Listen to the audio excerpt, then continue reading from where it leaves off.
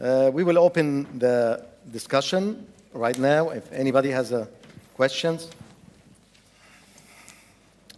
Actually, I would have a question for you, Professor Musa, on the most recent paper that you did on secondary CNVs and chronic CSCR. And if I remember correctly, those were all silent CNVs that you discovered or detected.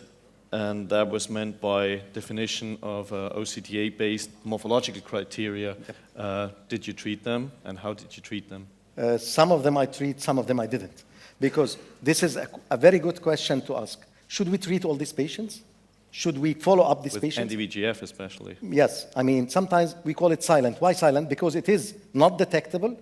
It is not reflected sometimes on the retina. But when you find fluid, you would accuse that the fluid because of the chronic CSC. Would it be because of the CNV or not?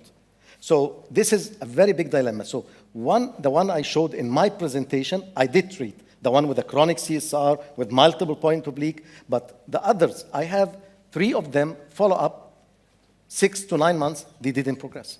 They didn't. Some of them I don't treat because I see no reflection on the overlying retina. Like the flat irregular RP detachment, minimal fluid, I follow up this patient. But when I have a chronic fluid, which is resistant for a long time, there's damage in the retina, I start to inject this patient. And actually, telling you the truth, even the patient I injected, one of them did not improve much because of the destruction of the center. The whole central area, the photoreceptors are gone. So even with minimal improvement, they don't appreciate that improvement. But I'm trying to stop this. My thinking is an active CNV. But the others, I'm still following up. And I injected a couple of them at the beginning, but they didn't improve. 1, 2, 3 injections, so I didn't continue for the others. I only follow up some of them. So it was 5 in total, as I remember. Yes. Yeah. Okay, thanks.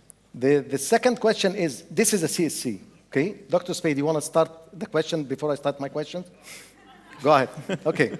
The second thing is, if it is age-related macular degeneration, and I like the papers you said, and I presented some of these cases. If you have a massive CNV in the right eye, and the vision is almost gone, like 160 vision, like the case I presented.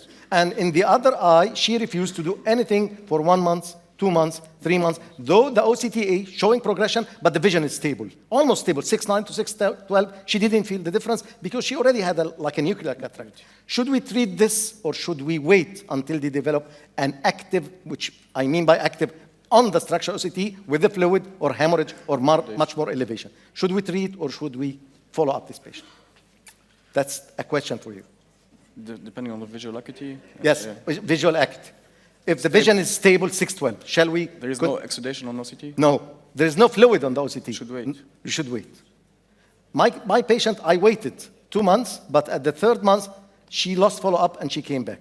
The point is, we have to tell this patient, you need a very close follow-up if you are not going to be treated. Yes. If the patient is not compliant, I should treat this patient, because I did it once with one of the patients who I know from very far away, and he will not come back in a few months. So I treated him, and I waited for 3 months again, only 1 injection did the job, and I'm following him every 3 months. But sometimes if you have 1 eye lost, this is a very big dilemma. Should we treat the other eye, or even treating the other eye, would it prevent progression of CNV or not?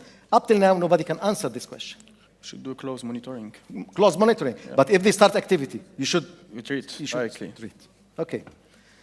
I have a very nice question for you, for your nice presentation. The hype, yes, the fundus autofluorescence. I mean, we don't have much ICG, but I can see that you have many points. The question is, the other eye, we call it like they have a footstep of CSR. Like they have something wrong going over there, right?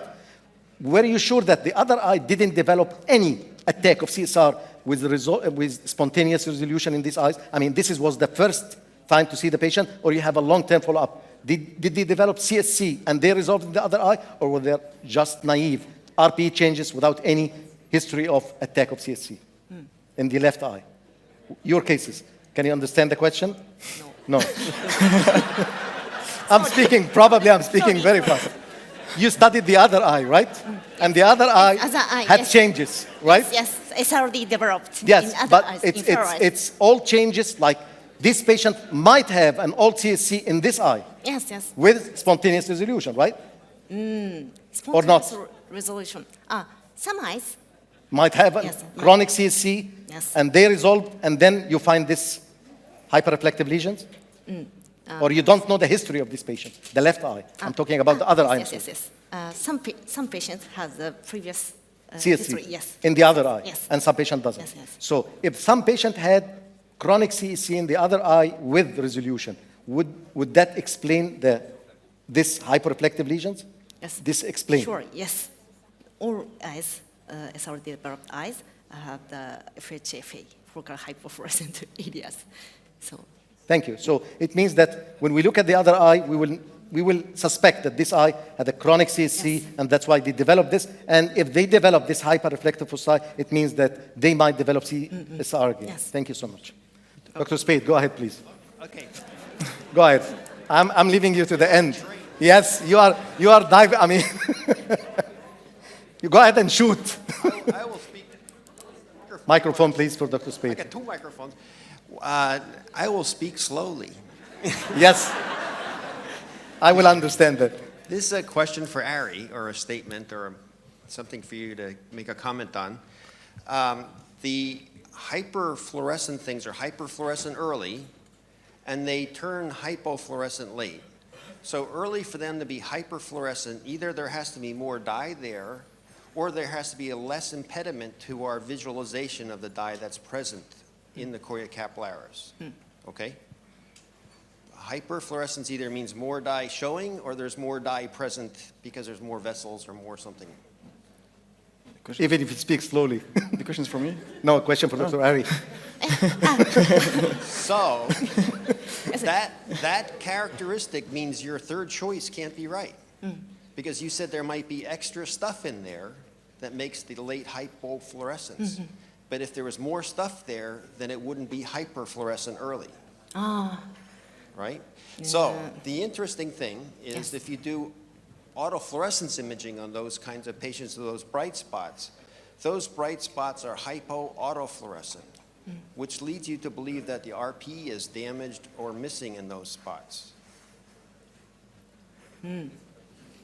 So your explanation that the three possible hypotheses might be right. No, number 2 is right. Number 2. Number 2 is right. From the early phase through the late phase, only tiny portion was hypofluorescent, showed hypofluorescent, but only tiny. Almost in the early phase, most part was hyperfluorescent, showed hyperfluorescence. Only tiny portion from the early phase through the late phase. Can I ask you a question, Dr. Speed? So second possibility Yes, that's perfectly is fair. yes. Go ahead, please. Go ahead, but So- take it slowly because it's a very complicated issue. I mean, we are talking about hyper and hypo. Yes. And that's why we are misunderstanding. You are speaking about fundus autofluorescence, and the basic of fundus autofluorescence is detecting hyper and hypo. But you are talking about ICG, which is completely different from fundus autofluorescence. In the late phase, we could detect the hypofluorescent region. Yes? This is FHFA, Yeah. focal hypofluorescent area. Yes. And in the early phase, we could see the hyperfluorescence.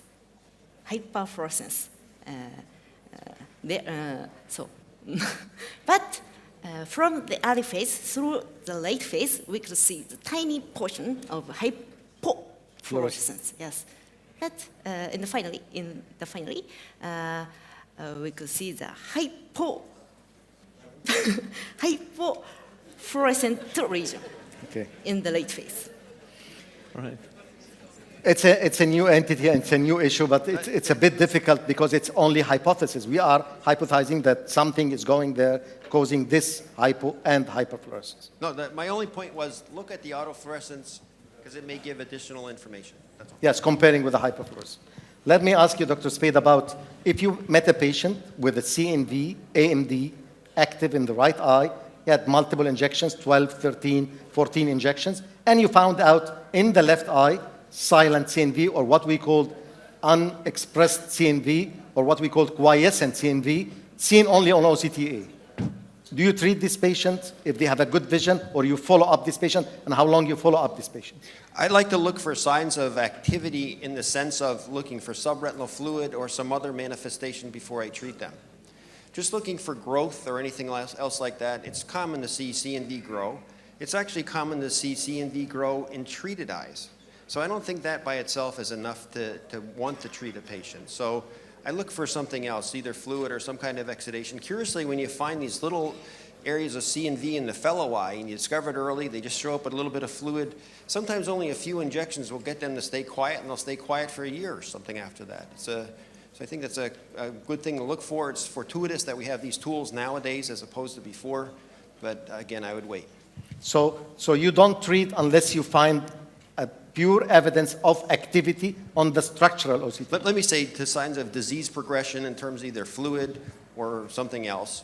Yeah. Instead How about of vision? Instead of using the word activity, we had this other meeting, OCT and geography meeting, where I asked people to write down on a piece of paper what they meant by activity, and nobody agreed. Everybody had a different idea what they meant by activity. So I think activity is maybe a poor word.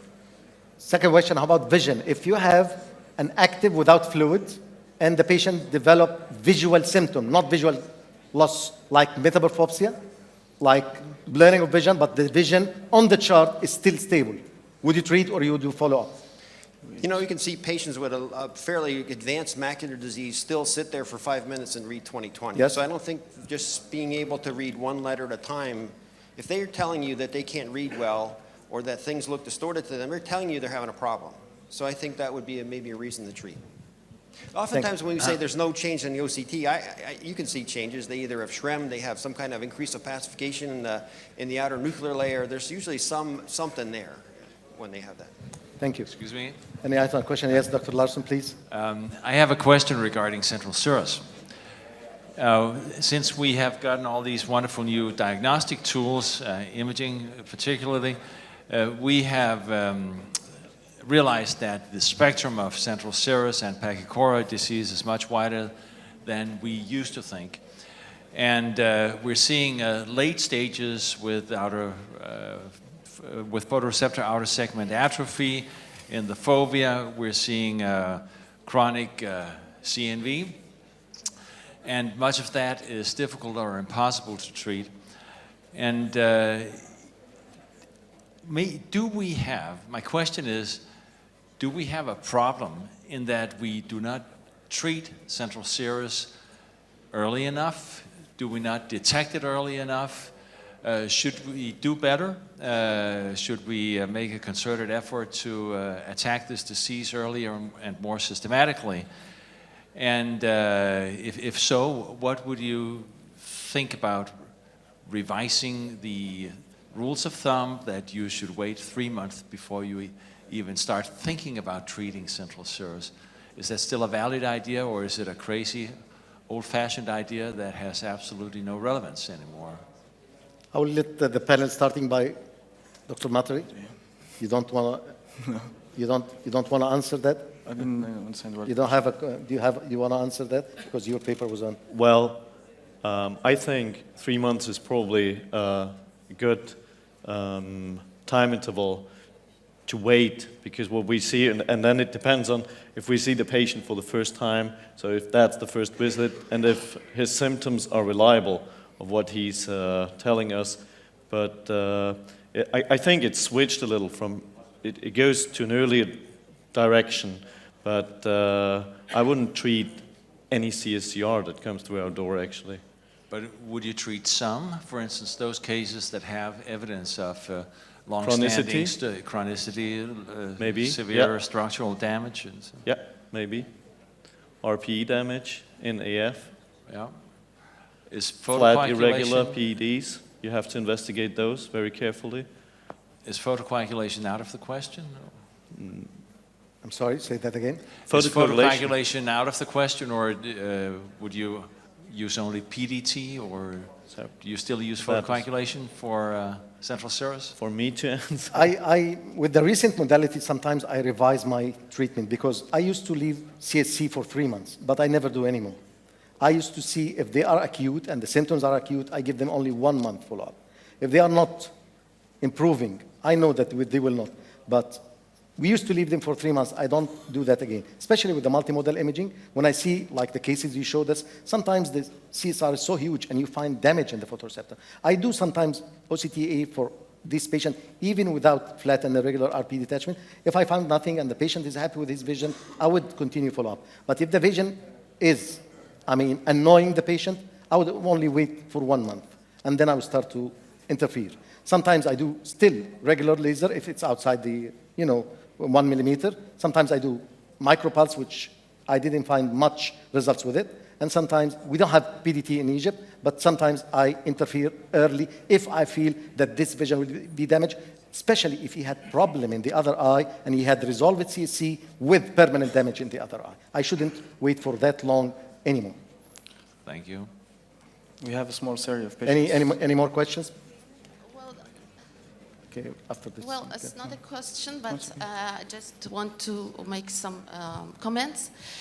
We have a study for this, especially the patients are young gentlemen, for the early treatments. We have a nice results because although you have vision recovery, these patients have lots of contrast sensitivity and brightness appreciation and reading speeds recover more late, and so they want to get their job quickly and etc. So we have very good results with micropulse treatment, never thermal damage. And then if you don't have the recovery, you might add photodynamic treatment with low fluency. We believe it.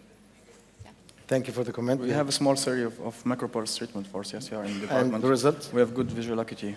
Good visual regain Yeah. for the micropulse. It's harmless, but still, there is no randomized Yes. trial to say if it is possible or not, because sometimes they claim that for the natural history of the disease, Yes. because you never know if this is because of the micropulse or this is because, and sometimes you have to repeat the micropulse, I think. You don't do it once. Sometimes it was Yes. spectacular. Yes. Like just afterwards. Dr. Balta, please go ahead. Last question. It's not a question, it's more a comment. I would emphasize that I start to treat early with focal laser, 532 nanometers, and I think the results are much better comparing with observation. They recover earlier, and I've done more than 100 cases, and I think we can use focal laser in about 90% of the cases. So only when the leaking point is exactly in the center where there are no vessels, I don't do.